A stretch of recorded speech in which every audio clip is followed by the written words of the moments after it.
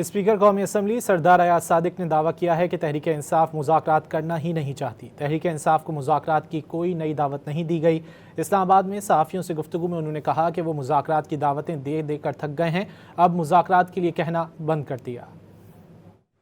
دو issues پہ میں نے ان کو ترتیب دی تھی۔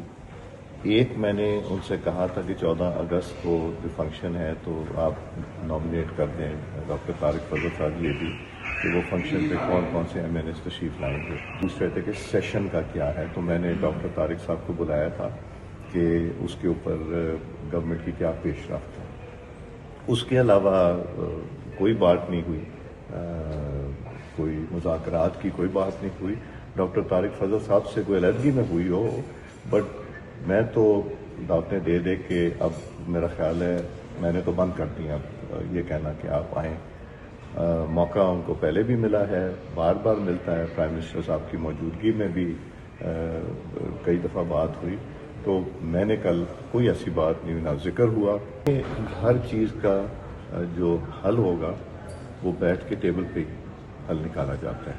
کمیٹی روم ہے، میں کمرہ خالی کر دوں گا اگر کرنی ہوگی۔ مذاکرات کرنی نہیں، انہوں نے وہ کرنا ہی نہیں چاہتے۔